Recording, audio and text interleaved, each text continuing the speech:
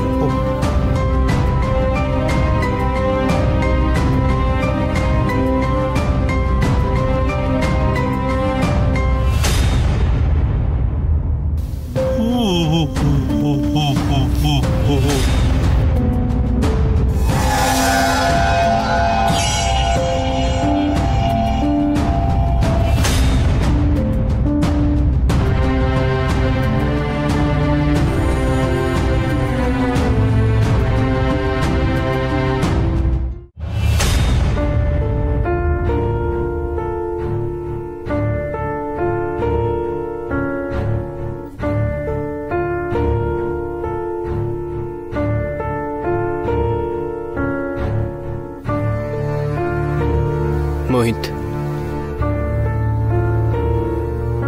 দেখ আজ তুই যে অবস্থায় আছিস সেই জন্য মন খারাপ করিস না।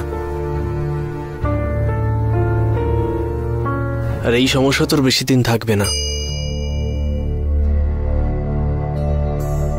আমার বিশ্বাস রাজেন জেঠু তোর সম্বন্ধে মত বদলাবে। আমি নিশ্চিত, তুই বিশ্বাস কর। মোহিত, আমি তোর সঙ্গে কথা বলছি। মোহিত,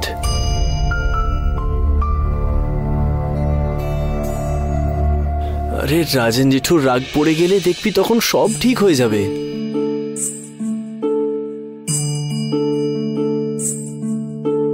আজকে তো আমার কোনো কথাই শুনল না রাজেন জেঠু, কিন্তু তুই দেখিস রাগ কমে গেলে ঠিক আগের মতো হয়ে যাবে। আমি বলছি তোকে, তুই একদম বেশি চিন্তা করিস না। আমি আছি তোর পাশে সব সময়।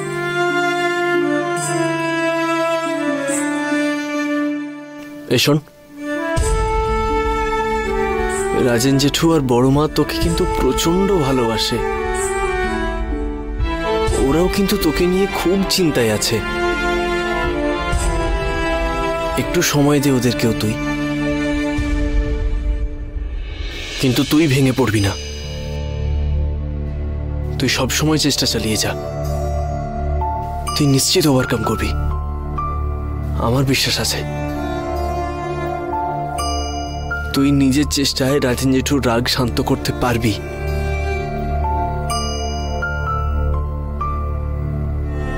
আমাকে তুই মিথ্যে আশা দিস না রুদ্র। আমার এই পরিস্থিতি কখনোই শুধরাবে না, কিচ্ছু হবে না আমার দ্বারা।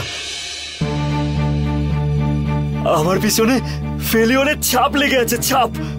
আরে এরকম কিচ্ছু হবে না, তুই যতই বলিস কিচ্ছু হবে না আমার দ্বারা, বলছি তো তোকে।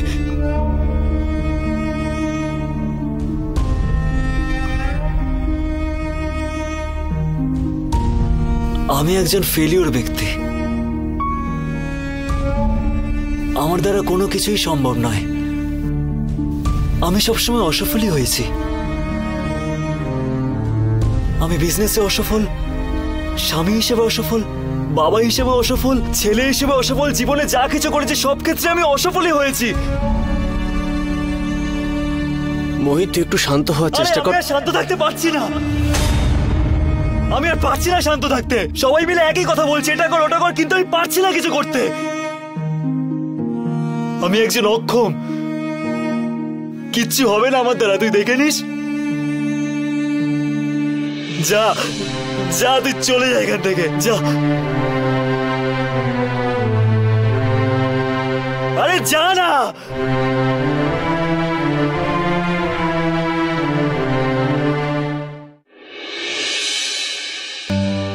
তুই শান্ত হ।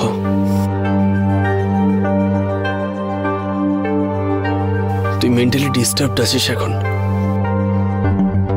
তুই শান্ত হ, তারপর আমরা কথা বলবো। তোকে যেতে বলছি না আমি তো তোর ভালোর জন্য। আমার ভালো চাইতে হবে না।